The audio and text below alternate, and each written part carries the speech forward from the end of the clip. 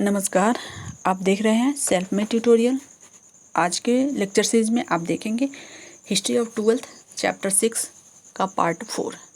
Part 3 तक video upload हो चुके हैं चैनल पे। आप प्लेलिस्ट में जाकर 11-12 के नोट्स जो हैं उसमें प्लेलिस्ट में जाकर आप देख सकते हैं चैप्टर 6 के पार्ट 3 तक। पार्ट 4 में आप देखेंगे जो इतिवृत्ति है, मुगल दरबार इतिवृत्त द्वारा इतिहास का निर्माण। तो इसके अंतर्गत जो मुगलकालीन शासक हैं उनकी कार्यशैली, अकबर के नवरत्न, उसके बाद से अभिजात वर्ग, मुगल पांडुलिपि कैसे कार्य करती थी, किसी भी पांडुलिपि को कैसे तैयार किया जाता था, इसके बारे में आज के टॉपिक में हम लोग पढ़ेंगे। मैं तो टॉपिक को लेकर क्वेश्चन के फॉर्मेट में आई हूँ, लेकिन मेरी कोशिश यही रहती है कि जो भी टॉपिक लिया जाता है उस टॉपिक को पूरे डिटेल्स में बातें करूँ, ताकि उससे जो भी ऑब्जेक्टिव आए या सब्जेक्टिव आए आप आसानी से हल कर सकें। ओके, तो चलिए आगे बढ़ते हैं। आगे बढ़ने से पहले मैं आपको कुछ इन्फॉर्मेशन दे देना चाहूँगी। जैसे ऊपर लिखा हुआ है topic explanation with question and answer. Answer के क्वेश्चन आंसर के साथ टॉपिक को एक्सप्लेन किया जाएगा आपका। For paid special classes PDF lecture contact us on WhatsApp number इतना। यदि आप कोई स्पेशल क्लास लेना चाहते हैं, स्पेशल क्लासेस में चैनल पे स्टार्ट है, यदि आप उसे जोड़ना चाहते हैं तो आप व्हाट्सएप नंबर पे कांटेक्ट करें जो यहाँ पे दिया हुआ है, और यहाँ आपको मिनिमम चार्ज पेड करने हैं। ओके, चलिए आगे बढ़ते हैं। History of 12th class chapter 6 part 4। Chapter का नाम है मुगल दरबार इतिवृत्त द्वारा इतिहास का निर्माण, the Mughal court reconstructing history through chronicle. Okay, long answer type question. अब ये लॉन्ग आंसर टाइप क्वेश्चन है। चलिए आगे बढ़ते हैं। क्वेश्चन नंबर 1 है, वो कह रहा है कि अकबर के 9 रत्न के नाम बताइए। तो मैं आपको बता दूं कि अकबर के दरबार में 9 रत्न रहते थे। 9 रत्न का मतलब होता है कि 9 ऐसे गण्यमान्य व्यक्ति जो अपने अपने फील्ड के माहिर व्यक्ति थे। तो चलिए उनको देख लेते हैं। जैसे बीरबल 9 रत्नों में इनका पहला स्थान आता है। ये हाजिर जवाब थे, उनके मंत्री थे। अबुल फजल जो थे वो उनके राष्ट्र कवि थे, राज्य के कवि थे, और उन्होंने अकबरनामा लिखा। अकबरनामा बहुत ही मुगल कालीन स्रोतों के एक महत्वपूर्ण स्रोत है, इनके अबुल फजल द्वारा लिखी गई पुस्तक। टोडरमल वित्त मंत्री थे। भगवान दास उनके सेनापति। तानसेन उनके दरबार के प्रसिद्ध गायक। मानसिंह सेनापति बड़े मनसब थे। अब्दुल रहीम खनखाना ये गायक थे। मुला दो प्याजा उनके रसोइया थे। हकीम हुकाम भी उनके घरेलू कार्यों के अधिकारी थे। और फैजी जो था वो भी इनके गुरु थे और उनके दरबार में रहने वाले कवि ही थे। ओके, तो इस तरह से अकबर के दरबार में ये 9 रत्न शामिल थे। अब देखते हैं क्वेश्चन नंबर 2 में है विश्व के 7 आश्चर्यों के नाम बताइए। आप जानते हैं कि यूनेस्को द्वारा हमेशा सर्वे किया जाता है और ये देखा जाता है कि विश्व के 7 आश्चर्य कौन कौन से हैं। तो विश्व के 7 आश्चर्य पहले से थे ही। 2007 में सर्वेक्षण हुआ और उसमें विश्व के 7 आश्चर्य को घोषित किया गया, जिसमें भारत का भी एक धरोहर शामिल है। वो क्या है? ताजमहल। फर्स्ट में ताजमहल है जो आगरा में स्थित है, भारत के आगरा में। कब बन के तैयार हुआ? 1632 में स्टार्ट हुआ और 48 में जाकर बन के तैयार हुआ। चिचेन इत्जा पिरामिड मैक्सिको में है। ये कितना साल पुराना है? 800 साल पुराना है। 800 साल ईसा पूर्व में ये निर्मित हुआ है। क्राइस्ट रिडीमर ब्राज़ील 1931 ईस्वी में इसका निर्माण हुआ। चीन की महादीवार 220 ईसा पूर्व में। माचू पिचू पेरू 1460 से 1470 ईस्वी के बीच इसका निर्माण। पेट्रा जॉर्डन और क्लोजियम इटली। क्लोजियम का मतलब होता है अखाड़ा, जहाँ पहलवानों के बीच लड़ाई होती है, तो वो क्लोजियम इटली का फेमस है। ओके, तो ये रहा आपका 7 आश्चर्य, विश्व के 7 आश्चर्य। नेक्स्ट टॉपिक देखते हैं ताजमहल पे एक संक्षिप्त टिप्पणी लिखें। तो ताजमहल के बारे में तो आप भी बहुत सारी बातें जानते होंगे, लेकिन 12th क्लास में जिस तरह से क्वेश्चन पूछे जाते हैं, लॉन्ग क्वेश्चन भी कुछ ज़्यादा लॉन्ग नहीं होता है। और जो एक मार्क्स का आंसर आप 50 देते हैं, फिर 2 मार्क्स का, और एक 5 मार्क्स की 4 मार्क्स का होता है। ओके, तो उसी को ध्यान में रख के तैयार किया गया है। जैसे ताजमहल पर संक्षिप्त टिप्पणी लिखे, तो इसमें हम लोग क्या लिखेंगे कि मुगल सम्राट शाहजहां ने अपनी पत्नी की मुमताज़ की याद में ताजमहल का निर्माण कराया था। तो एक और बात मैं बता देती हूँ, उतनी सारी बातों को क्या होता है कि लिखना बहुत मुश्किल होता है, फिर भी मैं समझा देती हूँ कि मुमताज़ महल जो थी बहुत ही सुंदर थी। तो उनकी मृत्यु के बाद उनके सौंदर्य को, क्योंकि इस्लाम में व्यक्ति विशेष की मूर्ति बनाना मान्य नहीं था, धर्म के खिलाफ था, तो वो मुमताज़ महल का तो मूर्ति नहीं बना सकते थे, तो उनकी सुंदरता के लिए ताजमहल को बनाया। तो इसीलिए उस ताजमहल को भारतीय नारीत्व का साकार प्रतिमा भी कहा गया है। चलिए, तो मैं बता देती हूँ, वो 32 में बनना आरंभ हुआ, 48 में बनकर तैयार हुआ। ताजमहल के निर्माण में सफ़ेद संगमरमर का प्रयोग किया गया। इसके अलावा 4 बाग पत्ती कुछ परिवर्तन के साथ अपनाई गई। इसकी वास्तुकला में मध्य एशिया, ईरान और भारत की वास्तुकला का उपयोग हुआ है। इसके वास्तुकार उस्ताद अहमद लाहौरी को, वास्तुकार मतलब होता है कि जिसको आर्किटेक्ट किया, यानी कि जिन्होंने इसका नक्शा तैयार किया, वो थे उस्ताद अहमद लाहौरी को शाहजहां ने नादिर उल असर की उपाधि दी। ओके, तो इस तरह से ताजमहल विश्व के 7 आश्चर्यों में शामिल है। तो ये हो गया ताजमहल के बारे में एक संक्षिप्त टिप्पणी। यदि और इसको डिटेल्स लेना चाहते हैं तो आप इसको डिटेल्स लिख सकते हैं। चलिए, क्वेश्चन नंबर 4। ये क्वेश्चन आप देखिए ध्यान से कि ये क्वेश्चन बहुत ही इम्पोर्टेंट है। और जैसे क्वेश्चन है कि मुगल काल में बादशाह की दिनचर्या पर प्रकाश डालिए। यानी मुगल काल में बादशाह जो होते थे, मुगल शासक, उनकी दिनचर्या क्या होती थी, ओके, उसके बारे में यहाँ लिखना है। तो सबसे पहले हमें दिनचर्या के बारे में जानकारी कहाँ से प्राप्त होगी, तो अबुल फजल द्वारा लिखी गई अकबरनामा में उसने ये जिक्र किया है। चलिए देख लेते हैं कि राजे महाराजे के भाई उनका स्टाइल क्या होता है, उनकी डेली रूटीन क्या होता है। तो अबुल फजल ने लिखना स्टार्ट किया है। अकबर के दरबार लगाते समय एक विशाल ढोल पीटा जाता था। जब दरबार लगता था तो आप ये जोधा अकबर देखे होंगे, तो उसमें कहता था शाहजहां अकबर क्या है, कुछ वो हाजिर हो ऐसे करके, तो ढोल पीटा जाता था, अल्लाह का गुणगान होता। इस तरह दरबार की सूचना सभी वर्गों के लोगों को मिल जाती थी कि दरबार भाई लग रहा है। महामहिम के पुत्र पौत्र दरबारी और वे सभी, महामहिम के जो मतलब बादशाह होता था, उसके पुत्र पौत्र और उसके जो दरबारी थे, सभी उन्हें दरबार में प्रवेश की अनुमति है, हाजिर होते हैं और कर्निश कर अपने स्थान पर खड़े रहते हैं। वे सभी व्यक्ति जिन्हें दरबार में आने की अनुमति है वो आ जाते हैं, खड़े रहते हैं। कर्निश मतलब होता है अभिवादन करते हैं, झुककर अभिवादन करते हैं, फिर खड़े रहते हैं। विद्वत जन तथा विशिष्ट कौशल में पारंगत व्यक्ति आदर प्रदर्शित करते हैं। न्याय अधिकारी अपना रिपोर्ट प्रस्तुत करते हैं।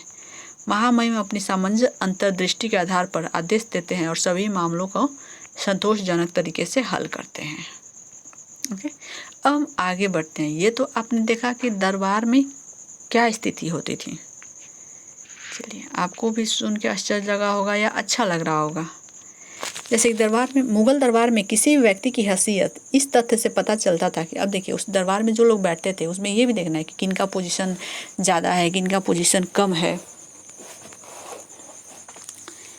तो इस तथ्य से पता चलती थी कि उसका आसन शासक से कितने पास और कितने दूर है। यानी कि जो व्यक्ति राजा के बादशाह के नज़दीक पहुंचता था, इससे पता चलता था कि उसका पोजीशन जो है दरबार में अन्य की तुलना में ज़्यादा है, वो उतना ही राजा के नज़दीक। और जो जितना राजा से दूर बैठेगा, यानी कि उसका पोजीशन उतना कम ही है। और जब दरबार लगता था तो बादशाह के एक बार सिंहासन में बैठ जाने से कोई व्यक्ति दरबार से बाहर नहीं जा सकता था। शिष्टाचार का पालन अति अनिवार्य था। बादशाह के समय किए जाने वाले अभिवादन से भी व्यक्ति विशेष की हैसियत का पता चलता था। जिस व्यक्ति के समकक्ष अधिक झुककर अभिवादन किया जाता था, उस व्यक्ति की हैसियत उतनी ही ऊंची थी। यानी कि जो व्यक्ति जिसके सामने जितना अधिक झुकता था, झुक कर कॉर्निश अभिवादन जो था करता था, तो यानी कि व्यक्ति की हैसियत उतनी ही अधिक होती थी। अब देखिए, ये तो हुआ दरबार में आते हैं। तो अब हम चलते हैं कि एक राजा यानी बादशाह जब सुबह सुबह उठता है तो क्या करता है, उसकी दिनचर्या कैसे आगे बढ़ती है। तो सबसे पहले प्रातःकाल धार्मिक प्रार्थना करने के उपरांत बादशाह पूर्व की ओर मुख किए एक झरोखे में आता है। एक झरोखा होता है, झरोखा मतलब आपने राजस्थान वगैरह इस समय देखा होगा, छोटी छोटी खिड़कियाँ होती है, उसको कहा जाता है झरोखा। यहाँ लोग उसके दर्शन के बैठे रहते थे। अकबर ने इस झरोखा दर्शन की प्रथा को प्रारंभ किया था। किसने प्रारंभ किया झरोखा दर्शन, यानी लोगों को अपना एक दर्शन देना, तो वो अकबर ने किया था। 1 घंटे के झरोखा दर्शन, यानी 1 घंटे तक, बादशाहों की भी अपनी एक बादशाहत होती थी कि 1 घंटा झरोखा दर्शन खड़े होने के बाद लोग भाई देख लो, राजा को दर्शन कर लो, दिन आपके अच्छे जाएंगे। तो झरोखा दर्शन के उपरांत बादशाह दीवाने आम में आता था। यहाँ राज के अधिकारी प्रतिवेदन प्रस्तुत करते थे, रिपोर्ट देते थे। आगे बढ़ते हैं हम। दीवाने आम में 2 घंटे बिताने के बाद बादशाह दीवाने खास में आता। यहाँ निजी सभाएं और गोपनीय मुद्दों पर चर्चा होती थी। उच्च अधिकारी सम्राट के समकक्ष अपनी प्रार्थनाएं रखते। यहीं भवन निर्माण की योजनाओं के दस्तावेज प्रस्तुत किए जाते थे। दीवाने खास से निकलकर बादशाह साहिब बुर्ज जाता था, यानी कि ऊंचा एक अट्टालिका महल होते थे। यहाँ अत्यंत ही गोपनीय मुद्दों पर विचार विमर्श होता था। यहाँ केवल शहजादे और कुछ गिने चुने अधिकारी ही जाते थे जिनको ये परमिशन था। दोपहर को जब वो साहिब बुर्ज से निकलता था अपने कामों को सिमटाकर, तो दोपहर को सम्राट रनिवास हरम में जाता था। भोजन उपरांत कुछ समय आराम करता, सायंकाल पुनः दीवाने खास में जाकर कार्य करता था। इस प्रकार देखा जाए तो बादशाह की दिनचर्या काफ़ी अनुशासित और सुनियोजित थी। तो ये था मुगल काल के जो बादशाह थे उनकी दिनचर्या कि वो सुबह से उठकर क्या क्या कौन कौन से कार्य करते। इसका जिक्र किसने किया है? अकबरनामा में अबुल फजल ने किया है। ओके, चलिए आगे बढ़ते हैं। मुगल कालीन अभिजात वर्ग पर टिप्पणी लिखिए। अच्छा, अब एक बात बताओ कि अभिजात वर्ग होता क्या है? अभिजात वर्ग, कुलीन वर्ग, यानी कि संपन्न वर्ग। ये कहे कि उच्च वर्ग और संपन्न वर्ग को अभिजात वर्ग कहते हैं। मुगल दरबार का एक प्रमुख स्तंभ जो अधिकारियों का वर्ग था, मुगल दरबार का एक प्रमुख स्तंभ क्या था? अधिकारियों का वर्ग। इतिहासकारों ने उसे मुगल अभिजात वर्ग कहा, यानी कि जो अधिकारी होते थे बड़े बड़े, तो कहीं ना कहीं राजा के ज़्यादा सानिध्य में रहते थे, उन्हें जागीरदारी भी प्राप्त थी, तो उनकी स्थिति तो वैसे भी मजबूत थी, तो उन्हें कहा जाता था अभिजात वर्ग। मुगल अभिजात वर्ग का वर्णन एक ऐसे गुलदस्ते के रूप में किया जाता है जो बादशाह के वफादार होते थे। इस गुलदस्ते रूपी अभिजात वर्ग में प्राय सभी धर्मों के लोग होते थे। शाहजहां के शासनकाल में चंद्रभान ब्राह्मण ने अपनी पुस्तक 4 चमन में मुगल अभिजात वर्ग का विस्तृत वर्णन किया है। यानी कि जो मुगल काल की जो पुस्तकें हैं उसमें अभिजात वर्ग की भी चर्चा की गई है, उनके जीवन शैली, उनके कार्यों की भी चर्चा की गई है। अभिजात वर्ग में अरब, ईरानी, तुर्की, ततार, रूसी, राजपूत, अबिसिनिया, भारतीय, मुस्लिम आदि सभी सम्मिलित थे। जैसे अकबर ने योग्यता के आधार पर, जैसे ये सारी जातियां सम्मिलित थी जो बाहर से भी आई हुई थी, उसी में एक उदाहरण यहाँ पर दिया गया है कि अकबर ने योग्यता के आधार पर खत्री जाति के राजा टोडरमल को वित्त मंत्री का उच्च पद प्रदान कर दिया, जिन्हें दीवाने अशरफ भी कहा जाता है।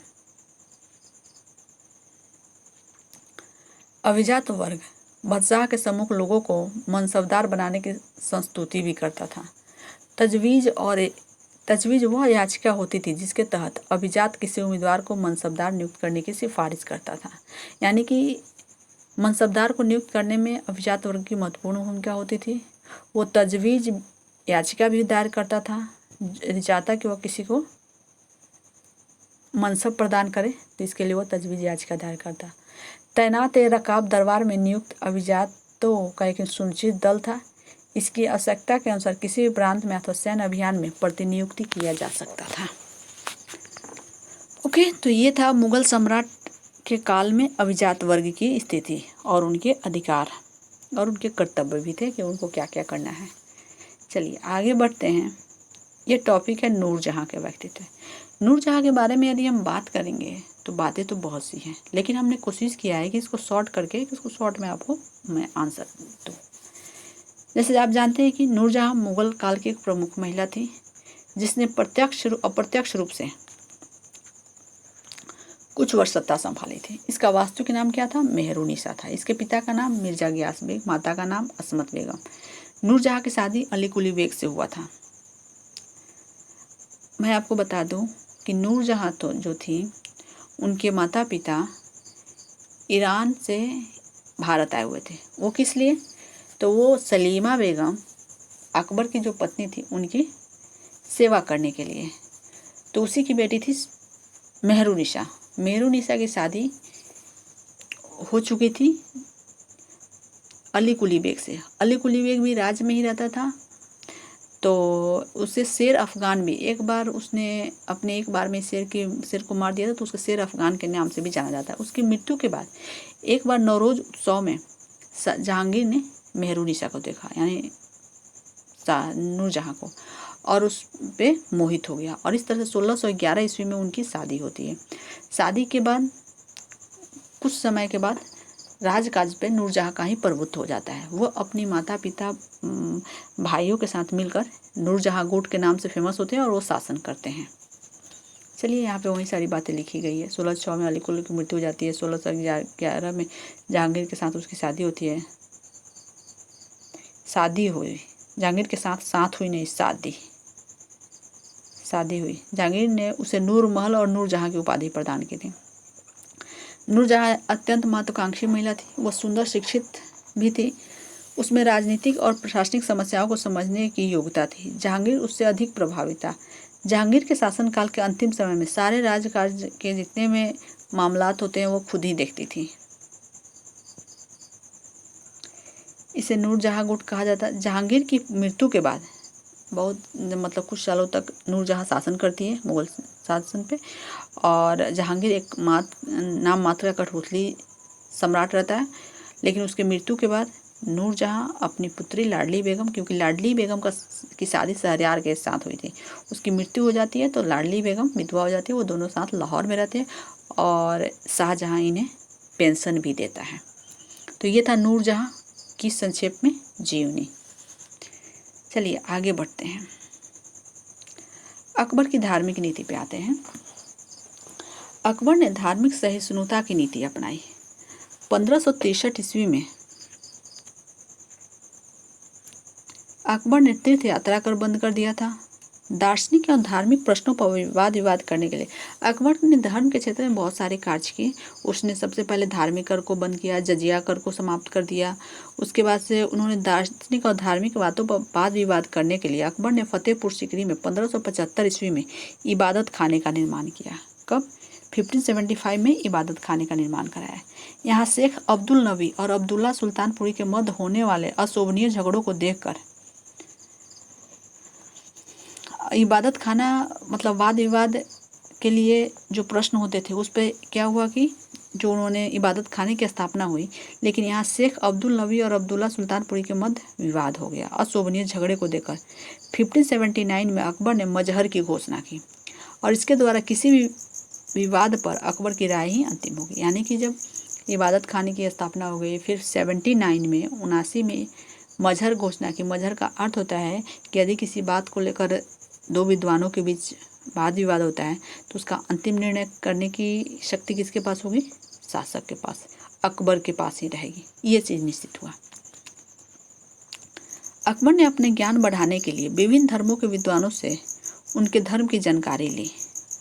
सत्य की खोज करते करते, यानी कि अकबर ने अपने ज्ञान बढ़ाने विभिन्न धर्मों को लोगों को बुलाता था, जैसे हिंदू धर्म के पुरुषोत्तम और देवी, जैन धर्म के, मुस्लिम धर्म के, ईसाई धर्म के बहुत सारे विद्वान आते थे और उनसे चर्चा करता, बहुत सारी ज्ञान की बातें अकबर सीखता भी था।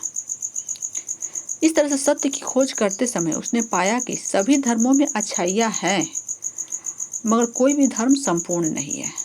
अतः उसने 1581 ईस्वी में स्वयं एक धर्म दीन ए इलाही चलाया और इसलिए उन्होंने सभी धर्मों से अलग पृथक होकर एक धर्म चलाया। उसका नाम रखा दीन ए इलाही। दीन ए इलाही को सभी धर्मों का सार बताया गया। इस धर्म के द्वारा वह हिंदू और मुस्लिम धर्म को मिलाकर साम्राज्य में राजनीतिक एकता कायम करना चाहता था। उस धर्म को स्वीकार करने वाला एकमात्र हिंदू कौन था? बीरबल था। ओके, तो ये रहा आपका अकबर की धार्मिक नीति का वर्णन। यानी कि चैप्टर 6 में जो जो इम्पोर्टेंट टॉपिक है वो पूरा इम्पोर्टेंट टॉपिक पूरे क्लियरेंस के साथ आपके कंसेप्ट क्लियर कराया जा रहा है। आप इसे जरूर पढ़िएगा। चलिए आगे बढ़ते हैं। क्वेश्चन है कि हुमायूं जीवन भर लुढ़कता रहा और फिर लुढ़क लुढ़क कर उसकी मृत्यु हो जाती है। तो लेनपुल ने ऐसा क्यों कहा? भाई लेनपुल इतिहासकार है, उसने इसलिए कहा कि हुमायूं कभी भी जीवन में शांति से नहीं रह पाया। पिता की मृत्यु के बाद उसके भाइयों द्वारा षड्यंत्र किया गया, फिर जब वो गद्दी हासिल किया तो उसके बाद से शेरशाह के साथ संघर्ष हुआ, फिर जीवन के मध्य भाग में उसे निर्वासित जीवन जीना पड़ा। जब लास्ट में वो फिर से उसे साम्राज्य प्राप्त हुआ तो अचानक से एक दिन सीढ़ियों से गिरकर उसकी मृत्यु हो जाती है। तो एक तरह से कहा जाए कि हुमायूं ने अपने जीवन में स्थायित्व प्राप्त किया ही नहीं था, इसीलिए उसको ये कहा गया कि वो लुढ़क लुढ़क कर उसकी पूरी जिंदगी बीत जाती है। चलिए आगे बढ़ते हैं। अब बादशाहनामा के लेखन पर टिप्पणी लिखे, यानी बादशाहनामा किसकी रचना है? अब्दुल हमीद लाहौरी की रचना है। तो इस पे टिप्पणी करना है। अब्दुल हमीद लाहौरी को उसकी योग्यता के आधार पर, यानी कि बादशाहनामा कैसे लिखा गया, उनमें किन बातों का जिक्र किया, किसने लिखा, उसमें कितने पार्टों में बांटा गया, इन सब की बातों की चर्चा हम इसमें करेंगे। अब्दुल हमीद लाहौरी को उसकी योग्यता के आधार पर शाहजहां ने अपने काल का इतिहास लिखने के लिए आमंत्रित किया, उस पर इसका दायित्व सौंपा। लाहौरी ने शाहजहां के काल के शुरू के 20 वर्षों का इतिहास इसमें लिखा है। बादशाहनामा में शाहजहां के कितने वर्षों का इतिहास लिखा? लाहौरी ने, अब्दुल हमीद लाहौरी ने 20 वर्षों का इतिहास। अबुल फजल की भांति लाहौरी ने भी अथक परिश्रम कर यह इतिवृत्त लिखा, शाहजहां की कसौटी पर खड़ा उतरने का प्रयास किया। इसमें शहजादों, उमरा, विद्वानों, सूफियों, हकीमों और शायरों सभी के हालात मिलते हैं। लाहौरी के शागिर्द मोहम्मद वारिस ने भी शाहजहां के 21वीं साल से लेकर 30वीं साल तक का इतिहास लिखा है। लाहौरी कृत बादशाहनामा एक बृहद ग्रंथ है। इसमें 1662 पृष्ठ हैं, 1662 इसमें पेजेज हैं। बादशाहनामा में कुल कितने जिल्द है? जिल्द को क्या कहा जाता है? दफ्तर। प्रत्येक जिल्द 10-10 वर्षों का वर्णन करती हैं। 2 जिल्द का यह मतलब हुआ कि पार्ट, वॉल्यूम 1, 2, 3 इस तरह से कितने पार्टों में? तो 3 पार्टों में बांटा गया। तो 2 पार्ट में 10-10 वर्ष का वर्णन करती है और 2 जिल्द 27 से 47 तक लाहौरी ने, अंतिम जिल्द 47 से 51 तक मोहम्मद वारिस ने लिखा था। यानी बादशाहनामा जो है 3 पार्ट में है। 2 पार्ट तो खुद अब्दुल हमीद लाहौरी और सेकंड पार्ट मोहम्मद वारिस ने लिखा था। ओके, तो ये रहा आपका बादशाहनामा। यह बादशाहनामा टॉपिक का ही है, बादशाहनामा इसने क्वेश्चन का ही है। चलिए आगे बढ़ते हैं। लास्ट क्वेश्चन है 10th, इसका एक पार्ट और आएगा, आप जरूर देखिएगा। तो ये 10 नंबर क्वेश्चन है। इसमें लिखा गया है, मुगल दरबार में पांडुलिपियाँ कैसे तैयार की जाती थी? अब आपके मन में यह आ रहा होगा कि पांडुलिपि होता क्या है। पांडुलिपि का मतलब होता है हैंड रिटन स्क्रिप्ट, हाथ से लिखा गया स्क्रिप्ट जो होता है उसको पांडुलिपि कहते हैं। मुगल काल में एक शाही किताब खाना था। यहाँ बादशाह की पांडुलिपियों का संग्रह रहता था, यानी जहाँ पांडुलिपियों का निर्माण होता था उसे शाही किताब खाना कहा जाता था। ये पांडुलिपियाँ हस्तलिखित होती थी, यानी कि हाथ से लिखी गई होती थी। इसी किताब खाना में पांडुलिपियों की रचना की जाती थी। हमें जो मुगल कालीन इतिहासकारों के इतिवृत्त और इतिहास ग्रंथ मिले हैं, उनकी रचना में अप्रत्यक्ष रूप से कई लोगों की महत्वपूर्ण भूमिका थी। यानी कि मुगल काल के जो भी पांडुलिपि हमें तैयार मिलती है, तो ऐसा नहीं लगता कि हाँ कोई एक व्यक्ति लिखता है तो बस लिख दिया हो गया। उसके लिखने के अलावे उस बुक को तैयार करने के लिए, यानी उस इतिवृत्त को तैयार करने के लिए बहुत सारे लोगों का अप्रत्यक्ष रूप से सहयोग होता है, यानी पर्दे के पीछे से वो लोग सहयोग करते हैं। चलिए उसकी चर्चा यहाँ पे की गई है कि आखिर वो लोग कौन होते हैं जो एक पांडुलिपि, एक बुक को तैयार करने में मदद करते हैं। चलिए आगे बढ़ते हैं। कागज बनाने वाले लोग पांडुलिपि के पन्ने तैयार करते हैं। सुलेखक पाठों की नकल तैयार करते थे। कुफ्तगर पृष्ठों को चमकाते थे। चित्रकार पाठों के अनुरूप दृश्य चित्रित करते थे, यानी बुक में जो पाठ पढ़ रहे हैं, जो उसमें कहानी है, उसी के अनुसार जो चित्र दिया गया रहता है उसे चित्रकार कंप्लीट करता है। जिलसाज पांडुलिपियों को एक अलंकृत आवरण प्रदान करता है। जिलसाज का मतलब होता है कि जो पुस्तकें होती है उसका कवर, बहुत ही ब्यूटीफुल कवर लगाना उसका जिलसाज का काम होता था। पांडुलिपि तैयार करने वालों को विभिन्न पदवियों, सीरी कलम और जरी कलम आदि से सम्मानित किया जाता था। जो अच्छे से लिखते हैं उन्हें क्या कहा जाता था? जड़ी कलम और सीरी कलम। उन्हें पुरस्कार भी मिलते थे। समाज में इन्हें उच्च प्रतिष्ठा प्राप्त होती थी। कागज बनाने वाले एवं जिलसाज जो कि इस पांडुलिपि रचना की प्रमुख धुरी थे, वे अवश्य गुमनाम ही रहते थे।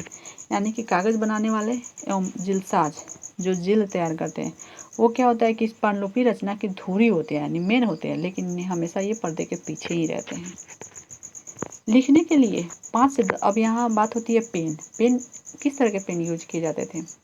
तो लिखने के लिए 5 से 10 mm की सरकंडे की नोक वाली, सरकंडा आपने देखा है, उससे बनाया जाता, सरकंडे की नोक वाली कलम का उपयोग किया जाता था। इसे स्याही में डुबोकर लिखा जाता था। कश्मीर के मोहम्मद हुसैन को उसके सुंदर लेखन के लिए जरी कलम की उपाधि प्रदान की थी। 8 प्रकार की लेखन शैलियाँ प्रचलित थी। इनमें अकबर को नस्तलिक शैली अधिक पसंद थी। अगर क्वेश्चन आ सकता है कि अकबर को कौन सी शैली पसंद थी? अकबर को नस्तलिक शैली पसंद थी। और इस तरह से लेखन कला की कितनी शैलियाँ विकसित थी? 8 शैली विकसित थी। ओके, तो अभी आपने इसमें देखा कि पांडुलिपि कैसे तैयार की जाती थी, कैसे लिखे जाते थे, किताब कैसे तैयार किए जाते थे, उनकी जिल्द कैसे, पेज कैसे। तो ये मुगल काल के पांडुलिपियों के निर्माण के बारे में था। ये रहे टोटल 10 टॉपिक आपने पढ़ा।